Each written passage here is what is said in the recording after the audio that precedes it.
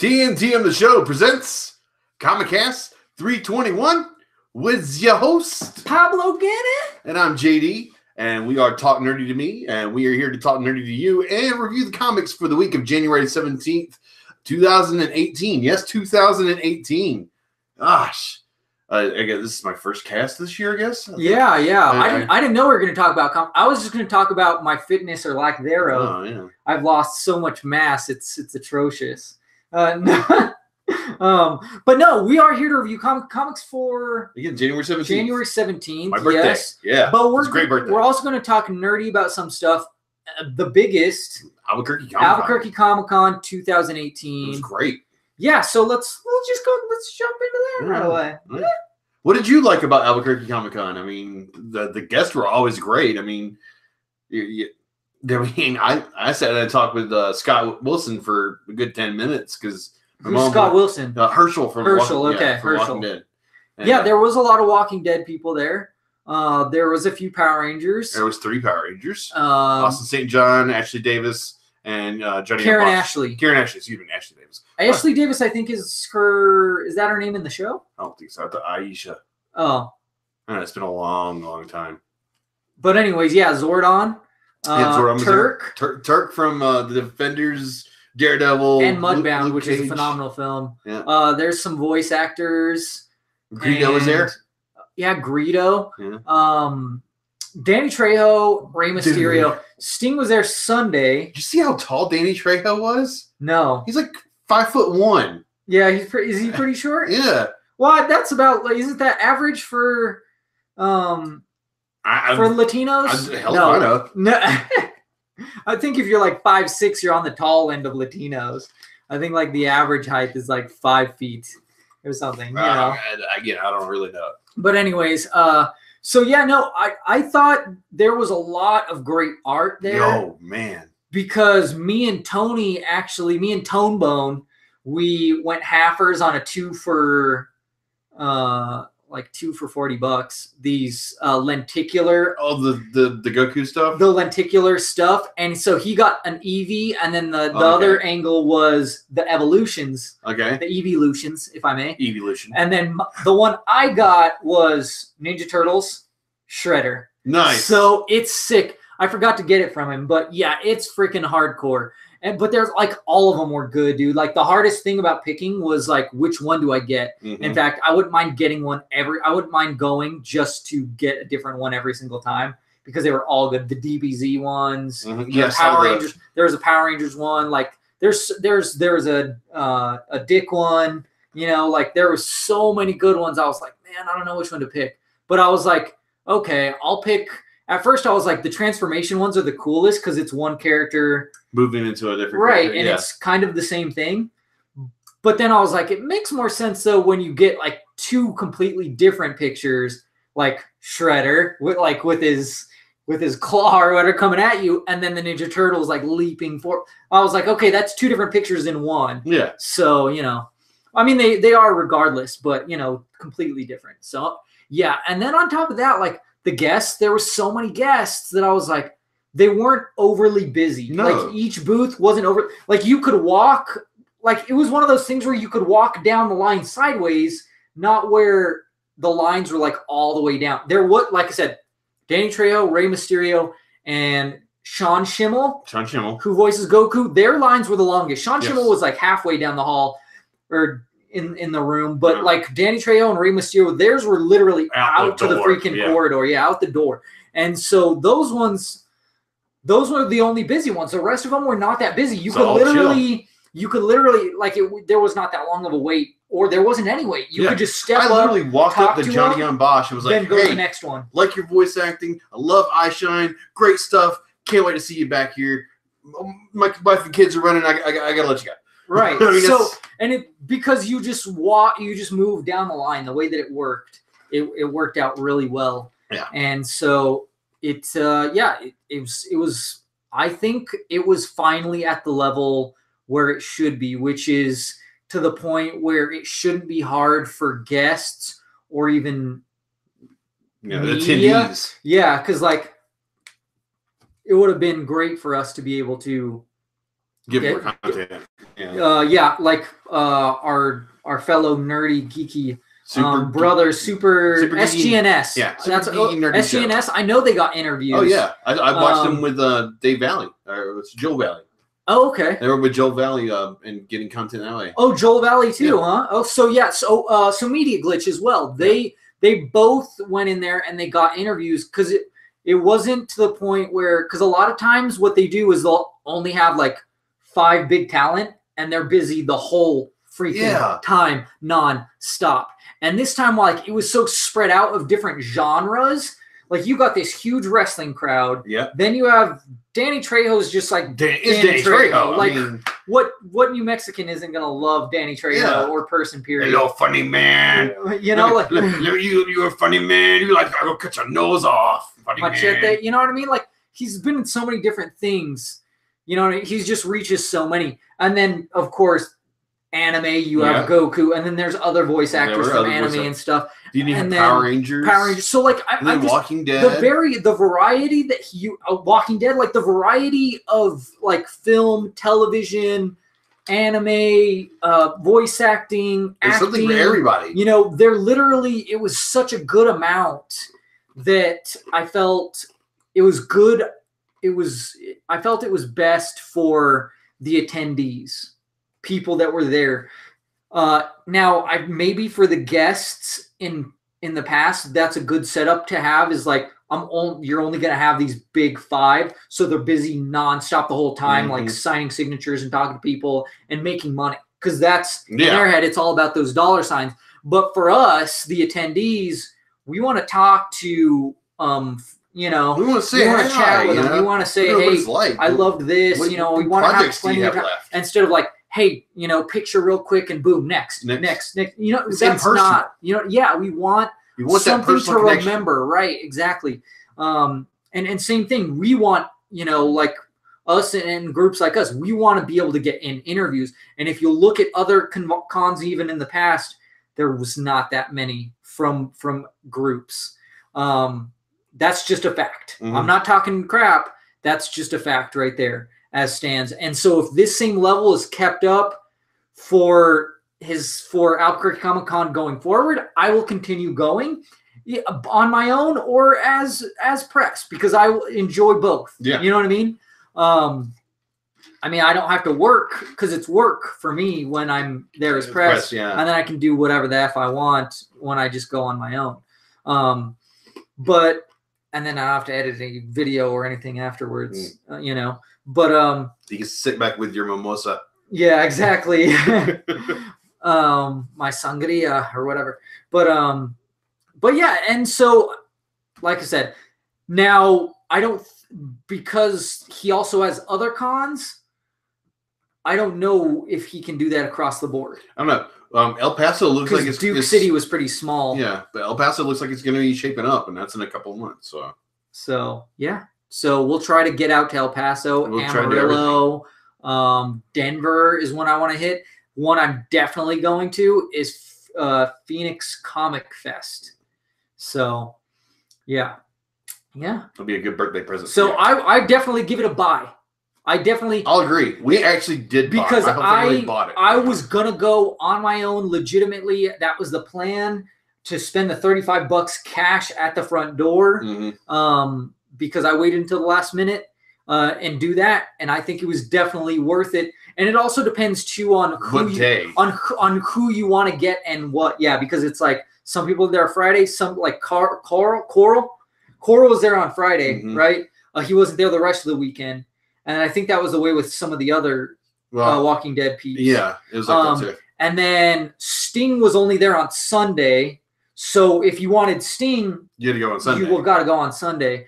And so it's really based on your priorities as who you want to see, what is the best day for you to go. But usually Saturday is the best day, but it's so busy. Maybe it's not the best day based off of who you want to see. I feel that the website should be a little bit more specific on what guests are going to be there for what days. Yes. That way you can plan ahead and then say, okay, well, all these people I want to see are actually there on Saturday. I can go on Saturday. Right. Or and then you're like, okay, well, I can buy a ticket for Sunday. And then you go on Sunday and who you're looking for isn't even there. Right. I think they are better with that on the Facebook, but they post a lot on the Facebook, so it's hard to keep up. But anyways, is there anything else going on? Yeah, in about a month or so, we won't be having any Dragon Ball Super. It's going to be ending around this March the 25th. Well, it's a hiatus. It is a hiatus for the most part. But again, there's been no official announcement that it's coming back at all. But I mean, people makes money. Come on. People are watching it. Yeah. Like I just got Crunchyroll so that I could binge it to get caught up. In even though I don't like the Goku, I've just gone like, okay, it's just different, whatever. But you know what I mean? And I prefer the English. I prefer the dubbed. You prefer Sean Schimmel and Chris Sabat and all those other guys. Mm-hmm. But anyways, like, yeah, they're going on a hiatus and they're going to be making a movie, which to me, I go, okay, you guys are going to be working on a movie. That's fine. Besides, I'm sure. And then it gives time for the dub to get caught up. Yes. And then I bet it'll have a good timing where dubbed is caught up. And then, boom, movie will hit. And then, again. Yeah. So around this time next year, we should be having more Dragon Ball Super. Yeah.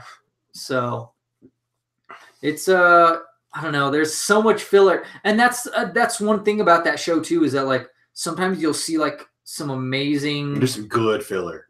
There is some good filler. Some amazing stuff, like visually and just storytelling wise. And then some stuff you're like, it's just like, wow, it looks awful, and you're like, this is dumb. So, but I love the female Broly pretty much. That is my favorite so far. Yes, like that is so cool. Like to me, that is so legit. And then the other chick too. Caulifla. Yeah. So. I haven't even started because it takes so long to get to the actual tournament. Oh man. So, but I don't know. I like the go on stuff, but I wish it was better. It was like he didn't like, oh, he's getting more powerful, but they didn't like not a new, like they didn't, it's not visual. You know what I mean? Mm-hmm. Like it's just, I'm like, that's how people get it. It's like, it's gotta be, give him like sparkly eyes. I don't know. Do something like throw some glitter in his hair. Even if he's just regular looking Goku. I know his hair was like down and now it's like, wait, it's standing up because now he's working out, but still. But yeah. What else? Runaways? You said Runaways is complete with this first season. I've heard nothing but fantastic things out of it. It is really solid. The Gifted is done with this first season. Heard nothing but fantastic things about it. What else? I really don't think of anything else that's pertinent. I mean, we got Black Panther coming up in a couple of weeks. Oh, Black Panther, yeah. I mean, they've released some behind the scenes tickets for that. Yeah, I'm gonna probably see it on a matinee, probably the Sunday or Monday. The Sunday after it releases, probably. Yeah, I need to check the dates and see what my days off are. It's going to be so different from what we've seen that I think that I can actually go take my wife to it, and me not knowing jack crap about Black Panther except for his name and a little bit of the comic information, and my wife not having any sort of knowledge about the character whatsoever. Maybe it's something new for us to watch. I mean, yeah. So far, I've heard that it has the most pre-sale than anything ever so far. It's even beaten Captain America: Civil War, which was the highest for Marvel. So I want to help out and get my pre-sales in and promote it. My theory, well, whatever. But yeah, there's also the PlayStation stuff. We have Madden NFL 18 GOAT Super Bowl Edition.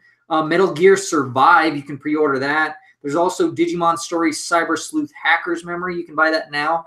And then PS Plus, PlayStation Plus exclusive is Warframe Booster Pack 2 bundle. Then Batman the Telltale series, the first one, right? Yes, that's first season. And then Deus Ex Mankind Divided. I think I bought that for Xbox, but I just never played it.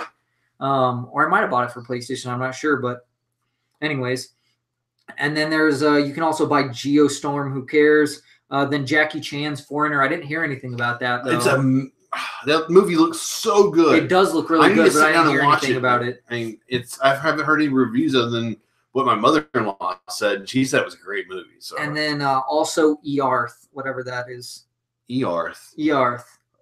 Earth. Yeah. Earth. Yeah. Is it like Escape from Planet Earth? I don't know. It looks like some Disney. It's like some Discovery Channel or type thing. It's some documentary is what it is. But and then who cares about Xbox because these. No, I'm totally biased, but I've been playing a lot. I've actually been going back and forth. I'll go because they've done this thing where it's very competitive now amongst like your friends. So they'll be like, this person has like 15 more gamer score points than you. It's the person right above you, right? Mm-hmm. And so I'm like, damn it. So I'm like, all right, I'm gonna play some Mass Effect, and because there's some achievements that I'm really close to getting, and I just racked up like 2 or 3. And then I go to my Xbox because I just got a thing from them that was like, oh, here's all the achievement or all the trophies you got in 2017. Mm-hmm. And I was like, oh, that's freaking awesome. So while I'm editing video, when I'm waiting for it to process or whatever, I'll play Mass Effect. So I'm trying to beat it on Insanity and get level 60. Oh, I'm good. I've done it before. Okay. So it's it's all about patience and just finding like tricks. See, so kids today, they'll never know the terrors we had at trying to beat Battletoads. So, but yeah, so that's what I've been up to as far as that stuff. Yeah. So that's been fun. Oh yeah, like I said, DBS, Dragon Ball Super. But that's it. Yeah, my wife's been watching High School DxD. Lots of boobies. I mean, she loves the plot and everything, but she's like, wow, boobies. That's a lot of boobies. The plot's good. The plot's really good, but there's lots of boobies. The plot is thick. Yeah. Ready for comics? All right, yeah. So we have a great skill here at TNTM the Show, and for comics, it is Buy, Skim, Pass. Variations on buy and skim with a strong buy, weak buy, strong skim, weak skim, pass. We were like, we'll throw it across the room. Yeah, you'll see it hit the Attack on Titan. We'll literally throw it, and say screw it. And then of course we have contenders and a runner-up for our best book of the week, our back and bag of the week, or B-Bow. Yes, that's right. Which I kind of delayed Mr. Gunner here into getting more back and bags. Yeah, I was gonna go to get some. I'll get some after this. I'm gonna go get some back and bags from Twin Sons because my wife has been back and bagging. I've been helping her, so she's been back and bagging all my B-Bows and runner-ups. Cool. So now we are getting in the process where they are back and bagged, and then I can start hanging them in the comic book room all around, and then we can start recording in there, and then we can do like different angles so you guys can see all the back and bags, all the B-Bows, that we're legit about it, So, we have a timer, right? We have a timer. So if it's one of us, it's 1 minute reviewing. If it's one of us reviewing the book, 1 minute. If it's both of it's 2 minutes. And at the end, we give our grade. Tells us time to wrap up. About halfway through, we usually have commercial break. It's the wrap it up box. And then at the end, we say our best book of the week and our runner up and stuff. So, yeah, that's usually how we do it. Yeah, that's usually how we do it. So, yeah. Let's see if we can do some trivia afterwards. I don't know. All depends on if we got time or whatever. Yeah. Because I know we both got stuff to do. It is a Saturday. It is a short week, though. There's not as many comics. There's not as many comics. So I'm going to start off with a book that actually came out a few weeks ago that one of our listeners told me was his B-Bow for the week. I think it was last week or maybe 2 weeks ago. I think this was last week. And so I was like, I didn't know that it came out because with the second printings, I just thought it was the second printing. I didn't know it was the second issue. Yeah. Because it said second printing, and I was like, it's just a second printing. He's already got it. So, and I was like, I didn't think they were going to put out a big old book like this that soon. But I have X-Men Grand Design #2, so I'm just going to talk about this real quick. And it's by Ed Piscor. He does everything. And it's even like the old school paper, the coloring is and everything. Now, here's the thing, though, is that this one, it continues. It picks up where it left off and everything, talking about what Magneto did and all this stuff, how he's creating his own. He's trying to create his own mutants, like turn all the humans. He's trying to turn all the humans into basically the plot of X-Men 1. Mutants. Yeah, essentially that's what it is. Yeah, and then it's all the drama too. Now here's the thing: is this one, a lot of the narrating does the storytelling, well, along with visuals, whereas in the previous issue it was the text did a lot of, like the dialogue did it. And so that's why I like the first one a lot better. So this one's not as good. Now, the parts where they do more text-heavy stuff or dialogue stuff, that stuff is the better part. But, yeah, it's pretty crazy. It's a lot of stuff that I really didn't know because it's a lot of the, like, Stan Lee stuff. Kirby. Yeah, so instead of the Claremont stuff. Because I know Claremont stuff. Claremont stuff is amazing stuff. But I don't know that much about the Stan Lee era. Well, then only went for like 70-something issues, and then it started doing reprints for like 30 issues. Yeah. And then it was like, okay, then we had Giant Size X-Men #1, and that's when we started pretty much the Claremont era. It's a little weird. It's a little crazy. But I like it. And I give it a strong buy. But this one I would not say was a contender just because of the fact that, like I said, the first one was a lot better. So, yeah. Unfortunately, there's no digital code.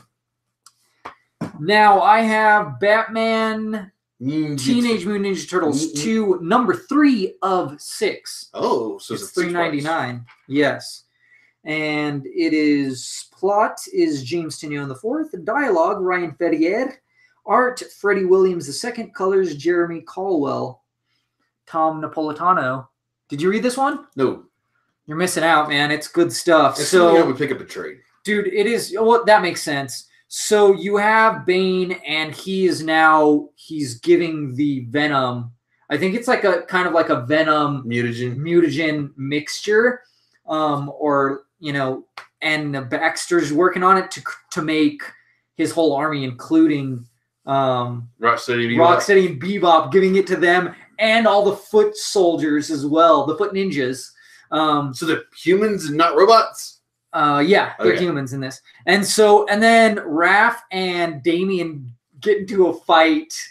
Sounds about right. Because they both have egos and stuff. And Batman, descends upon, what's his name? Baxter.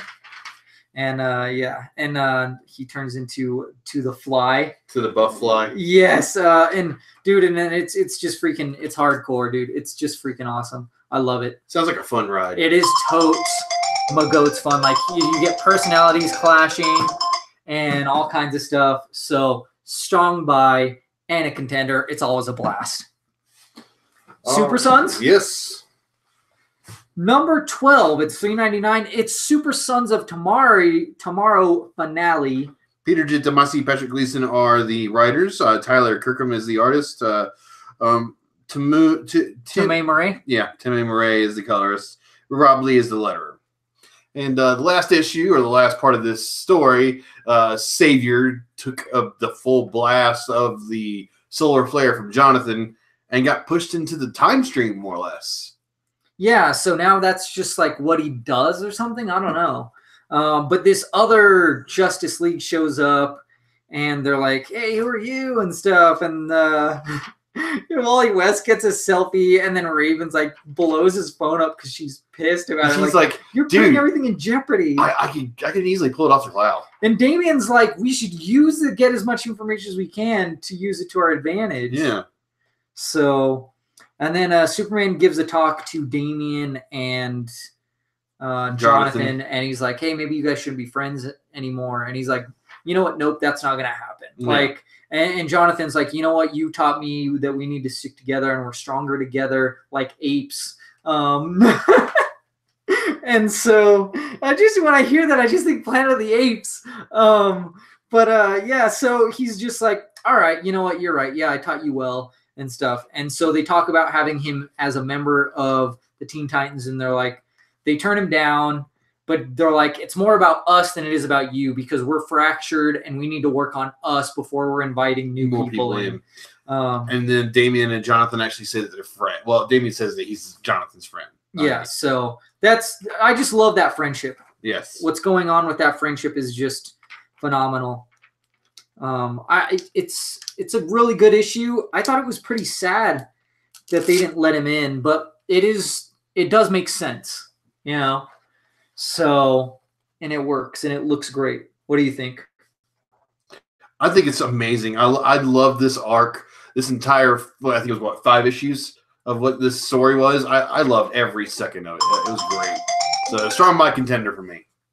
Yeah, it was phenomenally well done. Where I when it started, I was like, "Oh, him again," and then by the second issue, I was sold, and then it just keeps getting better and better. So much better. Like I thought it was over, and this is kind of more of like the fallout than anything else. Yeah. But I like that it's the finale instead of the aftermath of the fallout. You know what I mean? So that was really great. I give it a strong buy and a contender. There's a digital code. Ooh.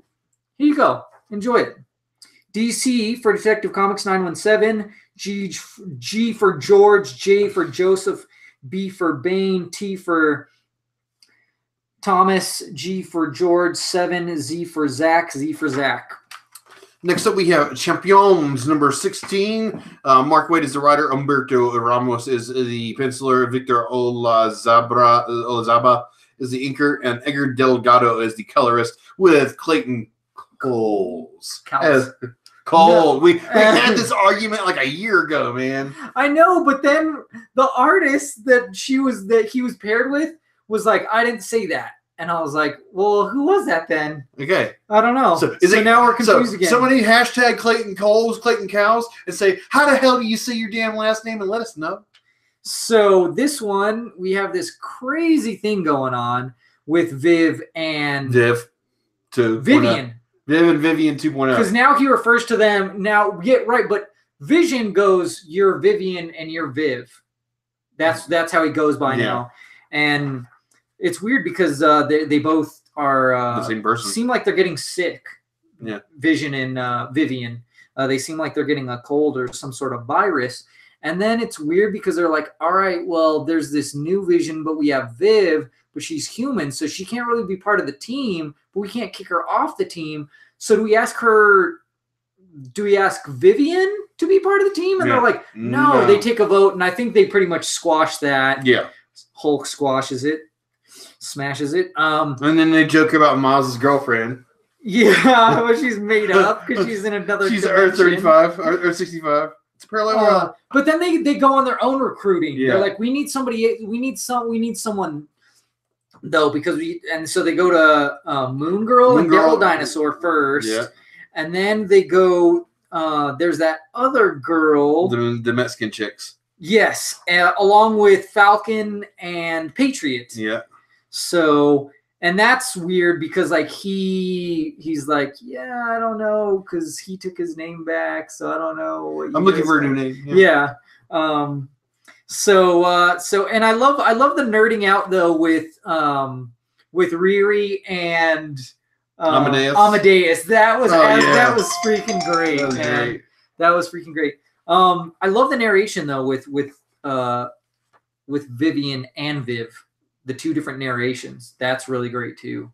So this is, man, I really wish they would do a Vision book again, because like that book was so good, and this would be great as a Vision book, you know, Vision family book or something. But anyways, it is phenomenal. And the story ends with Viv 2.0 trying to make it where Vision only has one daughter again.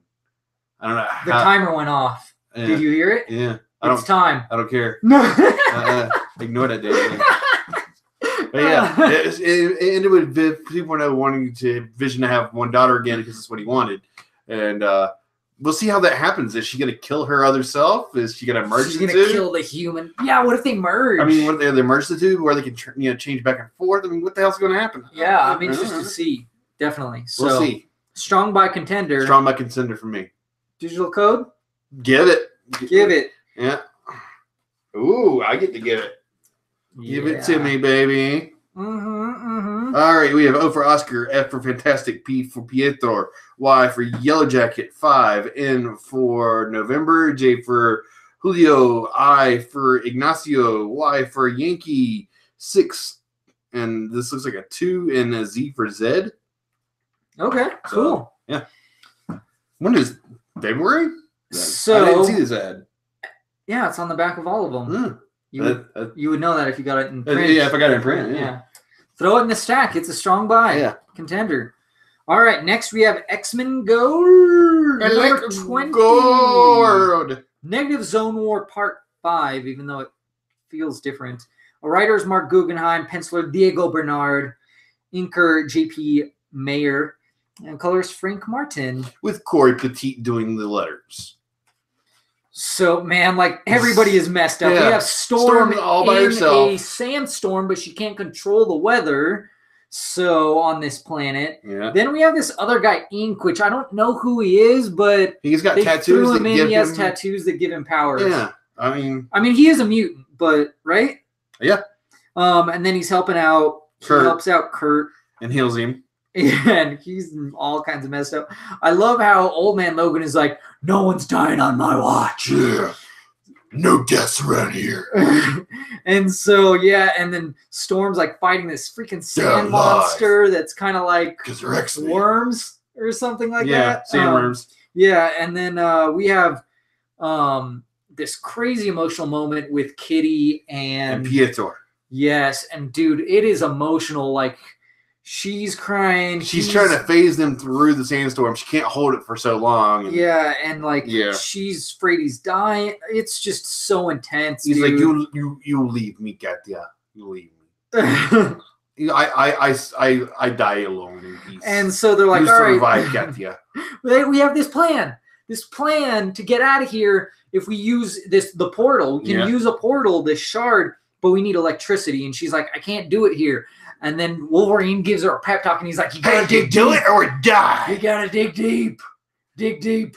So, and they do it to it, and, it's just, and then we have a nice little proposal at the end. So. And I didn't know it was leap day. So, yeah. Yeah.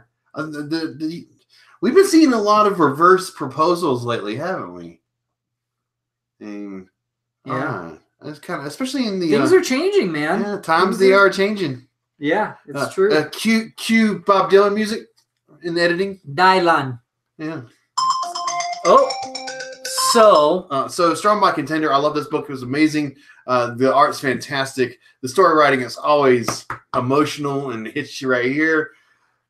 You can't get too much better except for maybe getting a better premise. They were stuck in a negative zone, but what's the biggest thing about the negative zone? Annihilus. Right. Well, and that was the thing, is I was like, I don't really care about this issue, but they put my heart in it, dude. And they put the stakes high, like Sandstorm, Kitty and Kurt Colossus, thing in his chest. Yeah, Kurt's all jacked up, like, Old Man Logan with the pep talks, Storm digging deep, and then the end, like, dude, it was just a great issue on its own. Part of it or not, whatever, it was just great on its own. So, yeah, strong buy and a contender. I'm going to give this digital code here. Z for Zendaya. Y for Yellow. A for Acapulco. 806. W for Wilson. Z for Zendaya. Another Z for Zendaya. 7. I for Inca, and Z for Zendaya. Next up, we have some Power Rangers. MMPR number 23. Kyle Higgins is the writer, illustrated by Jonas Sharf. Yes. Inks with Jagdish Kumar from some pages. And colors by Joanna Lafuente. Letters by Ed Dukeshire. Here we go. Yes. So Rita is in the rubble with Squat and Babu, and she is rebuilding. And then the Rangers are facing a new enemy. What's it? Sheeple. Yeah, Sheeple. Sheeple, which was hilarious. Sheeple. Was so funny. So like a damn Pokemon. There's only one Olsen. And then what was the other one? Oh my! The other one that kept on repeating itself. Oh my gosh! I don't remember. Oh, the Earth is flat. The Earth is flat. Yes. And it was just like, how do we stop this? And so Billy, being the smart guy, he's like, I think there's a way we could use it to beat itself. So he comes up with this plan. There's some awesome freaking You mentioned some awesome battle axe shotgun action. Yeah, battle axe shotgun action. That's always the sickest. Like has to be like the sickest when he does that. Might be the coolest weapon when he does that. You know what I mean? They're all pretty cool though. But yeah, and then then there's this other one. They're getting the signal in this other place, but they can't pinpoint it, and then the person or monster hasn't revealed itself, and they're like, "Oh, we're turning it into a police state and it's quarantine." And they're like, "We didn't sign up for this. Like, we need to renegotiate." And then Billy's like, "Well, I can help with the location," and he goes to this place where they rejected him as a person, even though they were like, "Oh, you should work here," you know. And he's like, "Oh, thanks. I already put in for it, but you guys told me to piss off," you know, in the back of his head. And then he snoops around and he sees something he's not supposed to. Yeah. A character he's more familiar with than others. And then the Squat and Babu, extra story. There's this other evil Squat and Babu that show up that are the true evils. But yeah, all of it was good. All of it was good through and through. Good stuff. I can't wait for the next one. I give it a strong buy and a contender. Me too. Really well done. Me too, for sure. Definitely. Next up, we have all new, all different Wolverine. It's all new Wolverine, 29. Tom Taylor is the writer. Juan Cabal is the artist. Nolan Woodard is the color artist. And Cora Petit also is the letterer here. So they shot these people, and I didn't think it was really them. I was like, oh, it's fake thems. There's no way they really killed them. No, they're shot. But yeah, they really are. We get that revelation in this. They make this armor, which I felt like they could have made look cooler because it looks cheesy as hell. It doesn't even look samurai style. It looks dorky too. Like it just I understand it, but to me, I just go like it's ugly to look at, and the mask looks like it looks goofy. Yeah, and I'm like, I just felt like they could have done something better with that. I don't know what. I'm not an artist, but I just felt like it just did not look very great. Yeah. And then Dakin comes up with this crazy plan to like put a phone in him and let them kill him and then track him. And that's when you discover that revelation is real. Yeah. That these people actually are dead, but they have a plan to get around it. So I love that honey badger. Honey badger. Oh god, that is so great. I do like the blue and yellow better than the X-Force though. I don't know why she's sporting the X-Force version. I guess because they're kind of like Spec Ops. Yeah. Spec Ops in it. Spec Ops is in. Yeah. So, but yeah. Yeah, I'm looking forward to the next one, dude. It looks. The thing is visually it does look amazing, even though I don't like the design of that costume. Like the whole book looks so stunning. Fantastic. And the story is really interesting and it's pretty nuts. And I like it. So, yeah. I'll give it a strong buy. I don't give it a contender because I don't like the stylizing of that armor. It's supposed to be this nice, big, plot device. Yeah. And you look at it and you're like, that looks cheese balls. Dude, that thing was like outdated 30 years ago. Yeah. It looks dorky. So. I mean, that wouldn't even have been acceptable in the Claremont days. So, but it was just like, they tried too hard to make it look samurai. But also Wolverine-ish. Mm-hmm. They should have just gone like one way or the other. Yeah. So, I mean, I did like that they covered her whole face, but I just felt like, why not just do the brown and tan suit? Yeah. As the armor, as the look or whatever. Yeah, as the style. But it had to be blue though because that's the stuff. That's the thing. Like the shield. I'm like, the shield is cool enough. Yeah, the shield is cool. The shield is cool, but anyways, that mask looks like crap. Yeah, that mask was bad. So, but anyways, yeah, strong buy, not a contender. But here's a digital code. Ooh. So F for Fing Fing, Fu Z for Zarbon, M for Marcos, G for George, 6 N for November, A for Alpha, U for Umbrella, X for Xavier, W for Wolverine, A for Alpha, and 5. Or is this S? It's hard to tell. It's either a 5 or an S. Figure it out. Okay. Next up, you got some Hombre de Agua. Yes, Aquaman number 32. It's $3.99, and there is a digital code. It is Dan Abnett as the writer, and then we have Riccardo Federici as the artist, Rick Leonardi as breakdowns, Sonny Go as color, Steve Wands as lettering. And so, we have this epic love moment with Aquaman and Mira because he has to give her breath. And for whatever reason, she can't. Like, they actually explain, like, why she can't. Is she drowning underwater? Yeah, she's drowning underwater. They explain it in this one. So really? You go, okay, fine. But they're like, you only have so many hours, though, before you have to take her back to the surface. And she'll heal from this magic spell thing that's on her. Sorcery. And then you can bring her back. Sorcery. Yes, sorcery, yes. And so, but we don't want you. We don't want you as a leader, the nunnery or whatever. They're like, we want her as the leader because we know she's going to be a better leader that's more about like old than new. So and what stuff. Does an Hombre de Agua call somebody like John Constantine or Zatanna to break this spell immediately and then be done? Because they're underwater. And so? Oh, because they have this thing called the Crown of Thorns that that's blocked everyone out. Oh, okay. That this evil dude, who is the king, is done. So he's trying to ally with King Shark and his thugs to take it down so that he can get her out of there. Okay. But we'll see if it happens next issue. This book looks beautiful. Like the visuals have just been freaking stunning. That's why it went to monthly, because just like the amount of time and effort that they put into the art, you can tell that it needs that extra time. It's a lot of love. So yeah, it's definitely a strong buy, and it's definitely a contender. But I will give the digital code away. Yeah, we're gonna give the digital codes away, even if it's gonna be a reval this week. Yeah. DC for Detective Comics 917, 0 P for Pain, Q for Quilt, Z for Zany, K for Kill, C for Champ, S for Super, S for Super. And that's it. It's time for a commercial break. Boom. We're going to talk about Twin Sons, comics and games.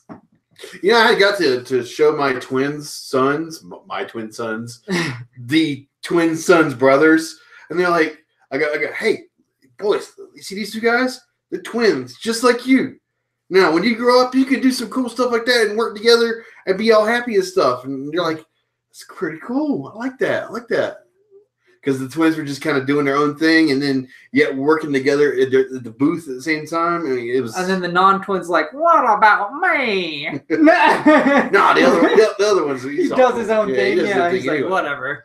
He's older, right? Is he the older one? Okay, so he's the eldest, so yeah, they're like his minions. Yes. Yes. So, but cool. That's cool. And what did they think of Twin Sons? Oh, they enjoyed the booth and everything. They I think one of them talked with one of the twins, for a few minutes. Yeah. That they enjoyed the whole area. So yeah, they chatted up with me as I was buzzing by, and they're like, "Hey man, what's going on? How do you like the car? That was great. See you." It was just busy, for a couple hours. So, but yeah, they are located at 6301 Riverside Plaza Lane, Northwest, Suite 1, Albuquerque, New Mexico, 87120. Their phone number is 505-433-9490, or you can go to their website at twinsonscomics.com. And they're usually open from 11 a.m. to 12 a.m.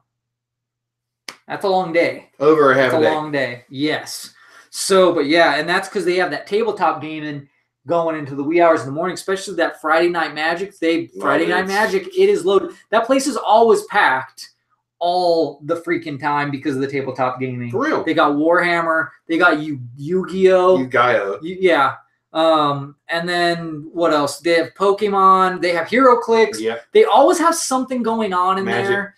And like, it's surprising. There's actually a lot of ladies that I see in there too playing as well. It's pretty cool. I like that. It's and there's a good variety of ages in too, and the brothers, they're hardcore themselves. In fact, if you go in the evening, like to buy comics or something like that, they'll be like, oh, hold on, let me go get your comics. Cause they're playing there with them, and then they're like, and then you'll be hold on, it's just my turn. Give me a minute. Yeah. You'll be like, you want to BS with them or whatever. And they're like, I got to get back to the game, man. Sorry. You're like, it's all good, man. It's all good. You got to enjoy yourself. So, But that's why, you know, if you want to talk comics, you want to hang out with them, just BS, just Early. go earlier in the day, you know, around like when they open and stuff. But yeah, they're good guys to talk to you about shows, movies, comics, anything that they have in there. They have all kinds of statues. So if you want statues, you know, figurines, Funko Pops, That's something you graphic should do. novels. You should go in and ask all of our sponsors what they thought about The Last Jedi. I want to. I mean, you know, at your free leisure. I mean, yeah. No, I mean, I do have time now. Yeah. For temporarily for a few weeks. So yeah, I want to. I was going to go yesterday to Age, but then I don't know why I didn't. I was just, like I said, gaming it up and doing laundry and, you know, chores, house stuff, you know, all that business. I was busy making. You got to work on your. You got to get those trophies, you know, and get my achievements. So, you know. Dude, I've been rocking the hell out of some Battlefront too, man. Nice. I'm just straight killing it. And the First Order won for season 1. Yes. Hell, Hydra. Oh.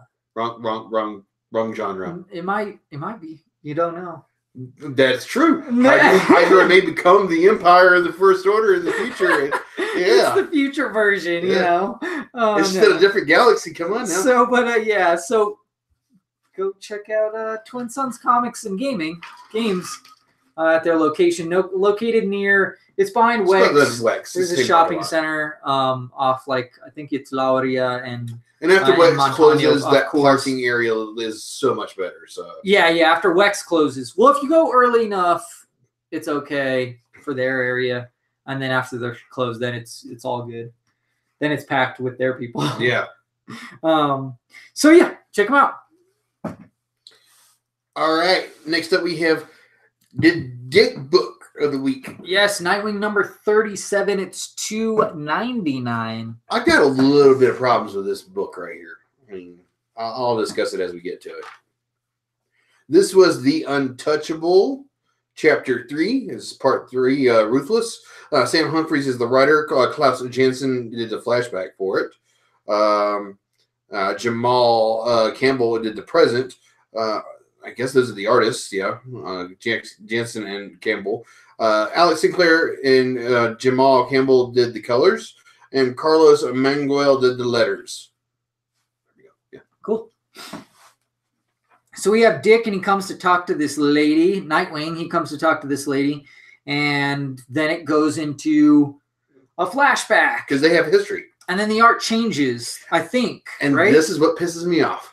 So it changes to when it was Batman and Robin, when he was newly Robin. Now look at the suit of Robin. Is that Dick Grayson? No. Well, they've changed That's Tim Drake. They've changed it since Rebirth. I don't give a shit. And Tim Drake is double R, and he had like those weird falcon wings or whatever. Yeah. But again, this wings. Robin design here is not Dick Grayson. It's old 52 Tim Drake's outfit. Yeah. Yes. It really pissed me off. Well, Dr. Manhattan's messing everything up. That's what happens when Dr. Manhattan needs to take his blue ass out of the damn. Anyway, but sorry. No, you're not wrong. So anyway, that's what bugged me. So you wanted to see him in his tights, is what you're saying. I want to see him in his little tighty whitey green tighty whities, man. That's what it was. So yeah, and then so we get them his green chainmail tighty whities. Was it? So they go on this mission hunting this guy down, the judge, and then come into this city. And there's this girl. What's her name? Baby Ruthless. Yeah. And she has her bat and stuff. It's cheese balls. I mean, the whole thing is cheese balls. But like he's just talking about how he was really pushing himself, trying to prove himself, and how he went overboard because he knocked this dude out this window, and because of that, he was able to escape. And so he was all ashamed. He thought he was going to get kicked off. And he's like, you'll do better next time. And so, yeah. And that's pretty much it. Pretty much. So it was a flashback issue. I felt like the art wasn't as good, but it kind of fit for it. And then there's your complaint, but I've just swallowed the pill at this point. Swallow the blue pill or the red pill? Yeah. I'm not sure. It all depends on if you're nuke or not, right? Yeah. Then you take them both. Yeah. in a certain order. Yeah. I'm going to give the book a strong buy. It's not a contender because of my gripe Well, I don't think the art's that great. So I still think it's a strong buy because the story was really well done. So yeah, it was really well done. The story well made up for the art. It's a little cheesy, but it fit the times, you know. So yeah, strong buy. Green Lanterns. Number 39. Green Lanterns is the place to be. Tim Seeley is the writer. Ronan Cliquette is the artist. Hi-Fi does colors. And Dave Sharp is the letterer. And this is the finale of A World of Our Own. I really liked Red Tide because she's like constantly changing her form. Yeah, she's evolving. And because she has all these different, species powers in her. So she can do all these different things, but you don't know what they are. So it's a huge surprise when she changes or when she does things. And I really, really like that because it was like, as an artist, you got to love that because you're like, nice, I can do whatever crazy. The hell I want. And he did an awesome job of it because you're like, he was keeping us on it, like, what's going to be next?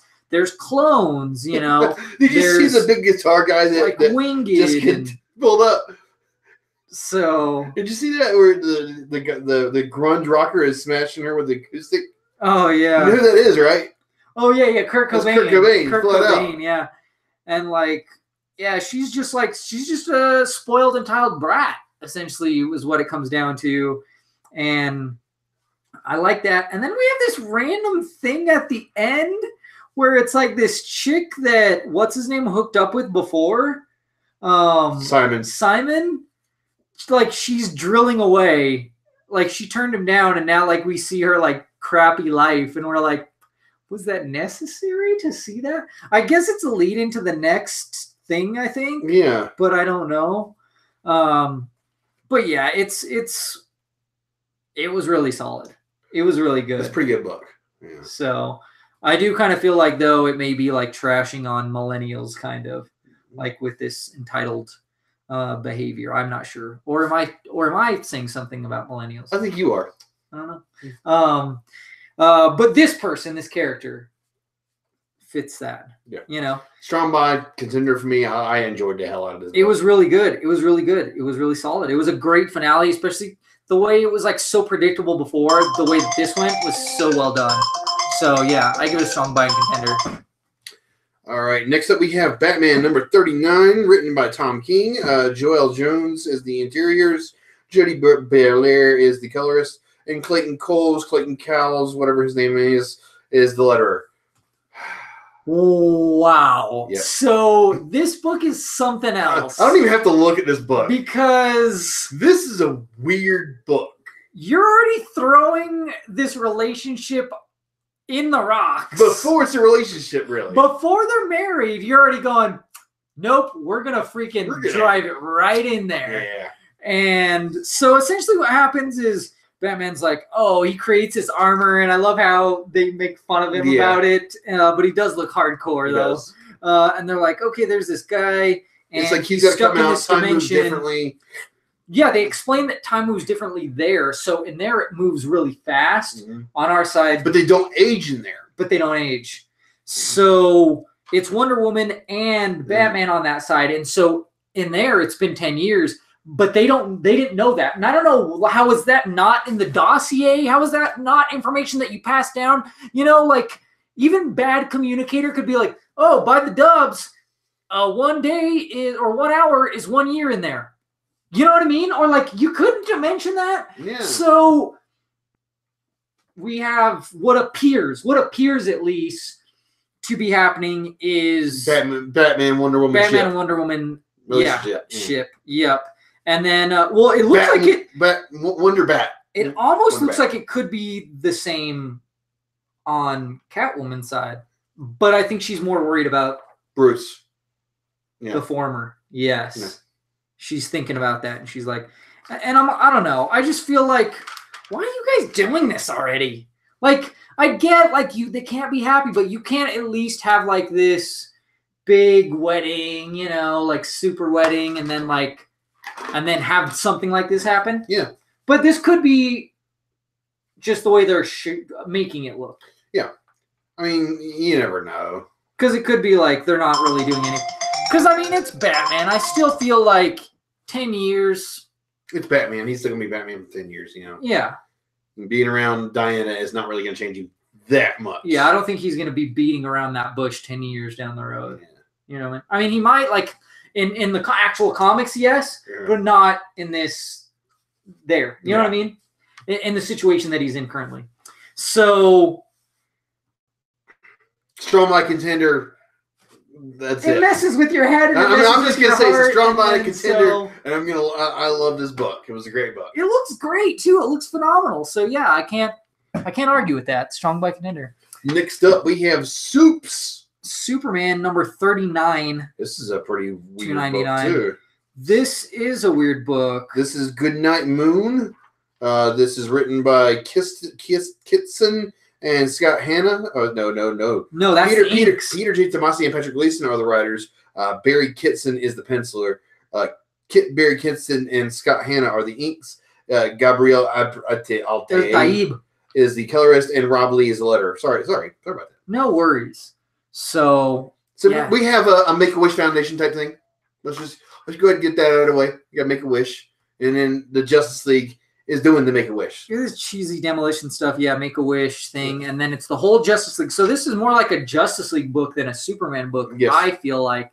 But the reason that it's a Superman book is the tone and the feel and everything of it because of the Peter J. Tomasi and Patrick Gleason, them writing. Like, it feels kind of like the classic cartoon, man. Well, not just that, but also the other issues they did with it was like the Fourth of July. Are you talking about where they went on the family road trip? The family road trip. It feels like the family road trip is like, to me, the art I wasn't that impressed with the art. In fact, I would say like the art was kind of weak. Tone. But it had so much heart that I was like, it almost, in fact, the way that it reads and looks, even, it kind of felt like a free comic book day book. Yes. But because it was just had so much heart. Like the scavenger hunt. The scavenger hunt, you have these, you have these cancer kids, and they're looking for all the... One woman's lasso, Superman's cape, a batarang, Flash's Justice League ID, Aquaman's trident, something from Cyborg. Then, of course, a picture of Batman smiling. Yeah. and then they're like, oh, whoever wins gets a trip to the moon. And then, of course... And then the kid that wins is like, but I want to take my friends. Yeah, they're all getting. And they're like, yeah, of course, sure. And it's so touching that it's like, I want to complain about the visuals and that it's really cheesy, but dude, like, I was holding back the tears the whole time, and I'm as manly as they come, as you can tell, right? I mean, one of them is like, hey, how'd you get Batman to smile? And he goes, well, I told him a joke, and Batman goes, it was a funny joke. It was funny. No, yeah, it was funny. It was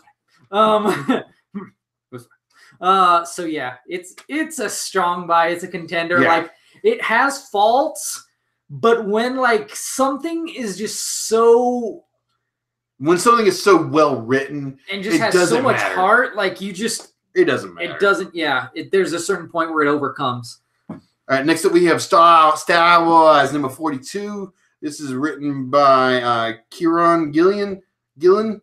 Salvador LaRocca is the artist. Gru EFX is the colorist. And Clayton Cowles. Until I can get some clarification, I'm going to do both. He did the letters.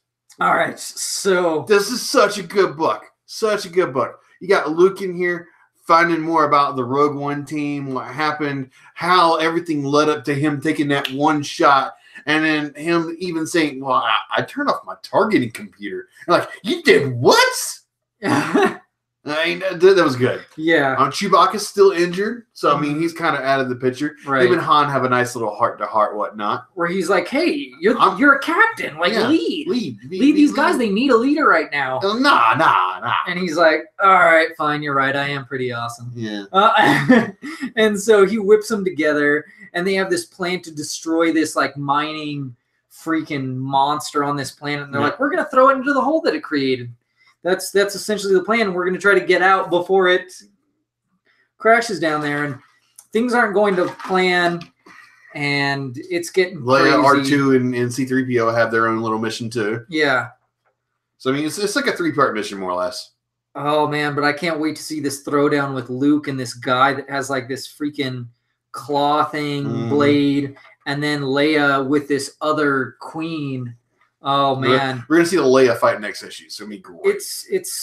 It's just gonna be a cool issue. This issue, no matter what next, beautifully drawn. Oh my god! Oh my god! It's like picture perfect, almost. Like it's like if you turn the movie into a painting. You know what I mean? Like it is just glorious to high heaven. I cannot give Salvador La Roca enough credit, as well as Guru EFX, because I know that's an element, the shading and stuff like that. Element. Like, oh, they're just I don't know how they do it, but I feel like they might be using some black magic or witchcraft or something, because it's just too good to be true. It is insane. Or the dark side. They could be using the dark side of the Force. But strong by contender. That's on the Oh my gosh, it's so good. It's great. So good. You know what I'm gonna do with this little code? I'm holding on to it. Hey, Han, you're a pilot. No, I'm not a pilot. I'm a captain. That's a great line. Yes, great strong by contender. Generation X number 86 now. Writer Christina Strain, artist Amilcar Pina, colorist Felipe Sobiero, Clayton Coles. And this is another one that's going to end. I think it's going to end at 89. So it went to original numbering, and now it's ending. Sad.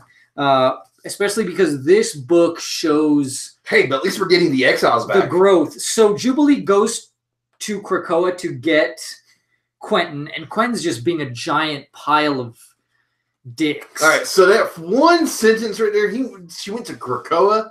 All right, if you remember Giant Size X-Men #1, Krakoa's in space. It's in space. So, that whole freaking island got thrown into space. It's a living Krakoa. I think it's not the same one. Well, I think it was living before, but anyways, yeah. But she ends up explaining to him the brevity of the situation, and then so that's what brings him to go help and save his friends, hopefully, because things are bad. We have Monet, and she's like at the kids, and she's messed up Jono, and she's messed up Paige, and she's messing everybody up. And then finally, even being in this emotional state, like, hey, this could be the end. They profess things that they wouldn't otherwise. That's why I love the intensity, the drama. And then Monet, she reads this guy's mind and stuff, and it kind of brings her like back to her roots and messes her up and stuff. And then they figure out where this dude is hiding out. That's kind of like boosting their powers or like keeping them out of dimension and stuff. And then something crazy happens to Jubilee that is so freaking awesome. Oh my God. It just got me like so jacked. And I was like, yes, Quentin. Yes. Oh. This is what this book has been building up to. And this is exactly why you give books like this a chance, because it builds up to something this freaking great. It takes time, but this is what good writing does. And if you have the same writer, at least, and they've had pretty almost the same creative team the whole time. For the most part. I know the writer for sure, and I think I'm the artist for most of the issues. Oh, dude, so good, so good. I'm gonna hold on to this digital code too, because this is another really, really strong one. Strong by strong contender. Next up, we have Peter Porker, the Sportacular Spider-Ham. It's just Peter Parker, the Spectacular. Number 299. This would be Chip Zdarsky is the writer, Adam Kubert and Juan Figueri, the artist. Jason Keith is the color artist, and Travis Lanham is the letterer. This had a weird little twist. This was a weird turn. So Peter Parker, Spider-Man, accuses Black Panther of being like, oh, you just want my sister so that you can get her blood so that you have the weaknesses of all the heroes and villains. That's why. And he's like, I think he's kind of right, because he gets pissed. Yeah. And really, you don't have a reason to be pissed unless it's true. Yeah, unless it's true. And so then Hawkeye attacks. And so she's like, all right, we're getting out of here. So they get out of there. And then Mason is like back to doing his old thing in the lab. And so they're like, hey, man, you got to stop this. And he's like, no, I'm going to help. You know, you can't be the only one that helps. And then all these villains are showing up. So other people are like Ironheart shows up to fight him. And then Peter Parker shows up. And just all these all these different Sinister Sixes have been called together. And then all these Avengers as well are showing up. And then you have the Tinker show up. The Hero Slayer. As like this Hydra. The Hero Slayer. And it looks like a freaking... It's Spider Slayer that's been way updated.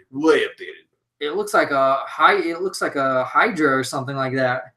It's literally the original Spider Slayer from that J. Jonah Jameson controlled back in the Amazing Spider-Man, remember, I want to say 18? Yeah. It was just way updated. So, and then you get the reveal of Mason. And I knew there was something going on with Mason, but I didn't expect this, which was just balls to the wall crazy. Like, it's crazy. You even have J. Jonah Jameson and Betty Brant helping this situation. Like, I love how this writer has been able to bring everybody in and it doesn't feel like too much. Yeah.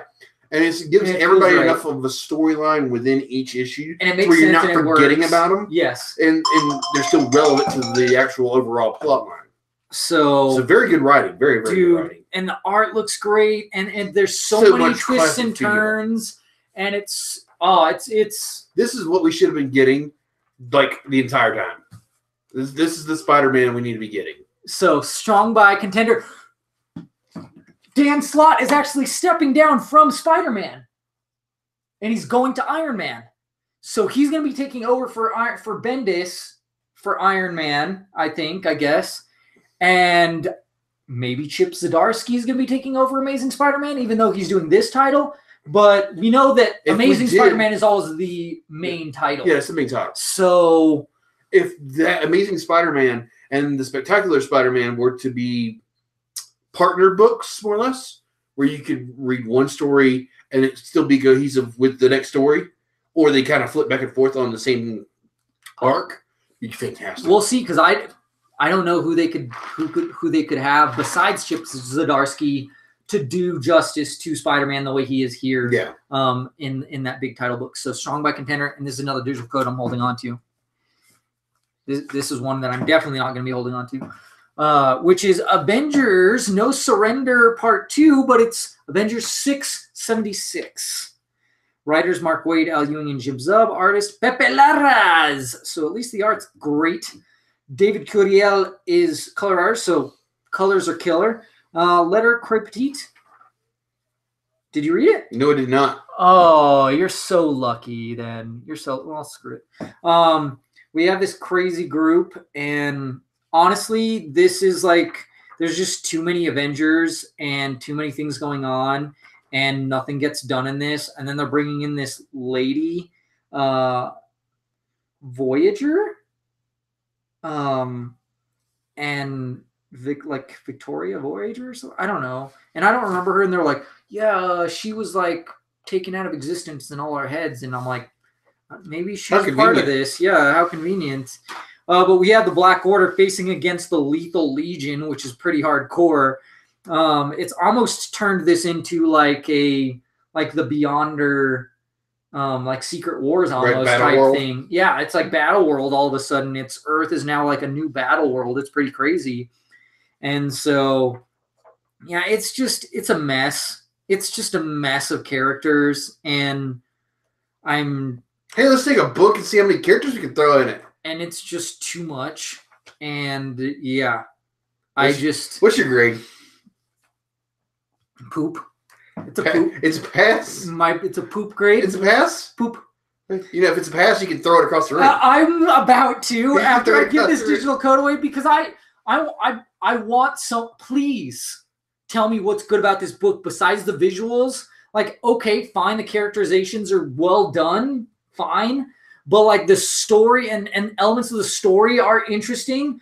But like all I've gotten so far is a bunch of freaking not X-Men, a bunch of Avengers that just are arguing with each other nonstop and can't get anything done. And I'm like, Shouldn't you guys already be out there like saving people and fighting and Avenging? fixing and avenging? Yeah, doing these things like instead of just hanging out in the mansion, with Jarvis, that got destroyed at the end. Getting some maybe crackers. with all the people in it. Yeah. So yeah, Jarvis is that is pretty intense. But there's too much going on, man. There's too much going on. Simplicity works wonders. Which is weird because we just talked about a book that has a lot of stuff jammed into it. But again, it was so simplistic because it's well managed, and you see it. It is one piece by piece thing, yeah. They're all leading towards the same thing. Here's a code. Please argue with me. Tell him why what's this good. is any good. What's good about it? I want to know because besides the things that I mentioned, of course, which E for Evangelion, V for Vegeta, N for Nappa. That's right. F for Federico. D for Diego, I for Ignacio, G for Guillermo, X for Xavier, H for Hotel, X for Xavier 5. Okay. I just gave up. So, it's time. We're done. That means we're finished. Yay! So now we can talk about what the best books are. I'll say my runner-up is Batman number 39 because, wow, the art was great. The story was great. And, yeah, it was just, yeah. I can't say too much about this. Read this damn book. You'll like it. What's your runner-up? My runner-up, I want it to be Superman, but it does have some issues, and so it deserves its high praises, though. Oh, yes. But that's not what I'm going to go with. I'm going to go with Spider-Man. Peter Parker, the Spectacular Spider-Man, $2.99, Most Wanted, just because all the twists and turns, and they made it work, and it made sense. Like some parts you were like, what? Huh? Oh, yeah, I guess that makes sense. Okay, sure. And then the reveals and the twists, and like we said, all the characters thrown in, you made it work. The biggest thing, spoiler alert, didn't say it earlier. We messed up. Mason is Mason. We're saying it now. Mason is the Tinkerer. Mason is the Tinkerer. Mason. So he's just, yeah. He's his own brother. Yeah. He gets inside hugs. He hugs himself. But yeah, it's phenomenal. So yeah. Here's the digital code for it. F for Finn, Z for Zamboni, M for Mankey, S for Spider, I for Ink, Z for Zamboni, K for Karnak, J for Jack, 870 L for Logan. All right. My email is pretty simple. It's Star Wars number 42. I mean, that damn thing was just beautiful. Beautiful. The art alone made the book wonderful, but the story itself, I mean, the breaking apart of the three main characters, each of them having their own little story, it all kind of coming together towards the end, and how the success of each one is necessary for the whole plot to work. So very well done, very well, surmised. Fantastic. Digital code. Oh yeah. But that's why I think the next issue is going to be even better. I think it is too. But so that's not why I didn't give it B-Bow, but I think it's going to be better. I don't know. I don't know if you didn't give it B-Bow. You haven't told us your B-Bow. So F for Fantastic, Z for Zarbon, M for Marcos, 7 R for Rio, 2 L for Lima, Z for Zulu, U for Umbrella, B for Bob, 0 M for Marcos. Cool. My back and bag of the week is Generation X 86, and I'm going to spoil this one too. So I didn't know this, but I guess I should have known this because of things from other books. But Quentin actually has like a shard of the Phoenix. He has like a Phoenix flame in him, or seed, or something like that, right? He probably took the one that when he shot Jean Grey, young Jean Grey, to put her out. I'm pretty sure he took. I think he had it. Phoenix out. I think he had it from before. I mean, because he had a connection with the Phoenix another time. But anyways, so he has a little piece, but if he uses it, he burns it out. So he uses it to save the school and to save, and it's so awesome. But as we know, the Phoenix is all about what? Life, rebirth. Life, rebirth. Yeah, death, life, rebirth. Yeah, all this stuff. Phoenix, do you believe life, human? death, rebirth. And she's not a vampire anymore? She's not a vampire anymore, and she's sparkly hands again. Oh, cool. Yes, are those fireworks? Are those fireworks? Yes, they're back. So I'm like, yes, yes, yes. I was so jacked. Like, and it's so stupid because it's like, they're not even like the greatest powers, but I'm just like, it's my 90s. I'm sorry, but it's just like, it's my 90s, but you're also bringing in other stuff. Like Quentin Fire's not my 90s. And that's actually something more from Jason Aaron's run that he did that was Wolverine and the X-Men from that run. And so she mashed up that, which is my favorite run after Claremont, of course. But like, oh my God, dude. So this part was just like so wicked. And it was this epic, it just, the culmination, how it came together. And that's what I'm saying. You got to give these books a chance. Marvel, you're shooting yourself in the foot because you canceled it already. And it got good. And this is the part where, like, yeah, like, buy this run in trade because it's going to be totally worth it. Strong by Contender. B-Bow, it's my B-Bow. Oh, here's a digital code. V for vain, G for guilt, E for empathy, I for idiocy. Yeah, that works. 2, T for taint, 1, C for cabal, 0, B for blank, L for lame, 6. That's it, people. Thank you for watching. Thank you for viewing, listening, whatever. We hope you appreciate the books. Please tell us what you think about them. Please share this. Yes, share this with a friend. That. If you have comic book friends, share it with them. And we appreciate that. Hey, tell us. And I still have tons of books that I have digitals of. So I don't know. They're not they're like recent enough, but not recent because as you know, we give them all away now. So, yeah. But yeah, so that would be very much appreciated. And some trivia. We'll send it back. We can do some trivia. Do we have some time for some trivia? We got a little bit of time. A little time for some trivia? We got a little bit of time. We got a little trivia time. So, all right. We have some time for some trivia, so we're gonna knock this out. Do some trivia. Jesus, a lot of trivia. All right, let's do this. What member of the Guardians of the Galaxy is known as the Monarch of Planet X? Groot? Yes! I didn't know that. I didn't know that one. Ronan the Accuser is a member of what alien race? Well, the Kree, of course. Yeah. That was multiple choice, but yeah. Star-Lord is banished to the negative zone by the judgment of what character? Star-Lord, what? Who? Star-Lord is banished to the negative zone by the judgment of what character? Thanos. Ronan the Accuser. Ronan. Okay. All right. What was the name of the decaying clone of Miles Warren, the Jackal that tried to kill Spider-Man? Wait, what? What was the name of the decaying clone of Miles Warren, the Jackal, that tried to kill Spider-Man? So here's your choices. A, Karen. B, Demogoblin. C, Shriek. I'm going to say B. It's actually A, Karen. Okay. This is a Maximum Carnage type thing. All right. What was the original name of the Guardians of the Galaxy's Star-Lord? Peter Quill? Yes.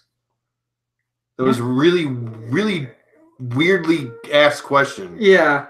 True or false, Power Man's real name is Carl Lucas. That's true. Yes, that is true.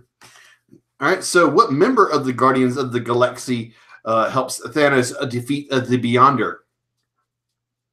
What other member of the Guardians of the Galaxy? What member of the Guardians of the Galaxy helps Thanos defeat the Beyonder? Peter Quill? Star-Lord? Star-Lord? Who? Star-Lord. Who?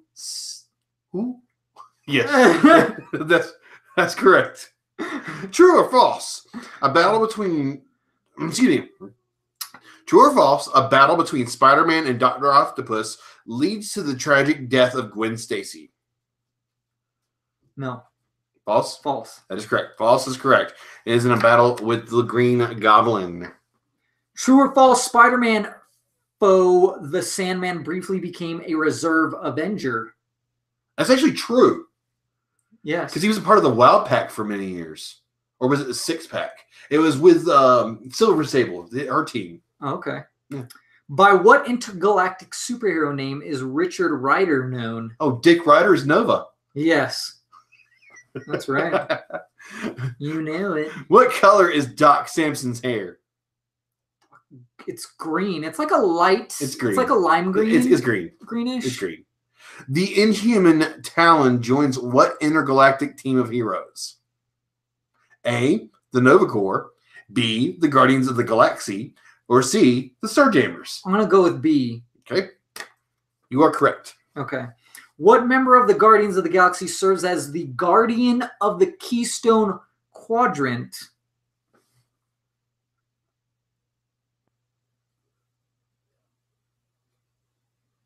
Gamora? No, it's Rocket. Rocket Raccoon.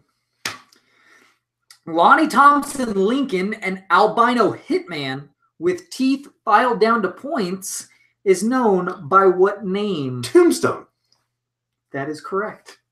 I feel like you should get extra points if you answer it and it's a multiple choice, but whatever. What is the name of the teenager Bruce Banner saved from the Gamma Bomb that originally turned Banner into the Hulk? Oh my gosh, it's like Rick Jones? Yes, that is correct. Okay. Yeah. When Arthur Douglas loses his family due to the actions of Thanos, Mentor and Kronos turn Douglas into what super being? I want to say is it Drax? Absolutely right. The Destroyer? That is correct. All right, cool. True or false, New Mexico teen Sam Alexander became the second hero with the name Star-Lord. And that's a false. He's a Nova. Yeah, he's a Nova, and I thought he was actually from Arizona. I think he was originally from New Mexico, but I don't know. Oh, okay. We'll have to look into that. Well, this card says it. So, true or false, Power Man was a member of Captain America's side in the battle over superhuman registration. That is true. Yeah, 100%. Because he kind of led the New Avengers right afterwards. Or the Secret Avengers, or whatever the hell they were. All right, so true or false, Nova and other members of the Nova Corps derive their power from the Nova Force. True. Okay, that is correct. And what villain employs Power Man and Iron Fist, asking them to arrest his former compatriots from the Sinister Six? It is multiple choice. Okay. So let me do the question again. What villain employs Power Man and Iron Fist, asking them to arrest his former compatriots from the Sinister Six? A, the Beetle. B, Boomerang. C, the Rhino. I want to say Rhino, but that's just because I know who he is. Boomerang. Okay. We just saw him in this. Yeah. Yeah, that was pretty fun. All right, cool. Yeah. You totally won that one. I know for sure you destroyed me on that one. My Guardians Galaxy is awful. Yeah, mine too. So I know. I mean, there was a mix of other stuff, but yeah. We're just gonna mix all that stuff. So yeah, thank you for watching. That was fun. And keep an eye out for all of our YouTube content. Like I said, I've been having some free time, so that's the thing is I have to make this choice of, do I go create more content or do I edit the content I have? You know what I mean? Yeah. So, there's a lot of content that we have not edited. Some of it I don't have in possession. All the stuff from Duke City Comic Con. So that's the hardest part on that. But I can do the other stuff. Yeah. I'm going to try to do the con stuff first because they allow us to go to these cons. So yeah. I got to put that content out. So, and then I'll start working on our own stuff because there's a lot of like Japanese snacks and talk foodie to me stuff. that me and Slay J and I have done. So yeah, but definitely the con stuff first. Which already the videos, I have all the videos out for Albuquerque Comic Con, which are the Star Wars Last Jedi. Talked to a few fans.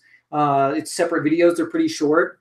Just asking a few questions about The Last Jedi because I'm curious. And we should all get together and review beers. Talk boozy to me. If you want, sure.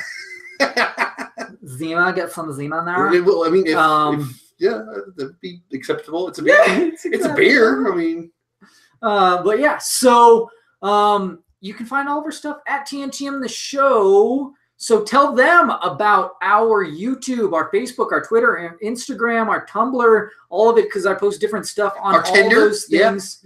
Yeah. You can swipe left or swipe right, whatever. So for a nice hookup. And so get some chimichangas. Yeah. So, but yeah, like I said, tell your friends to subscribe to our channel because I'm going to be pumping out some content in the next few weeks. And then it's probably, I'm going to edit it for the next few weeks. And then I'm probably going to put it out like maybe 1 or 2 videos so you're a week. putting out more? So yeah, I'm going to be putting out a lot more, but just once or twice a week. Okay. Not too much. So make you appreciate it more that way. All right. So that's it for us. Talk nerdy to me. Talk nerdy to me. And keep your eyes hungry for comics.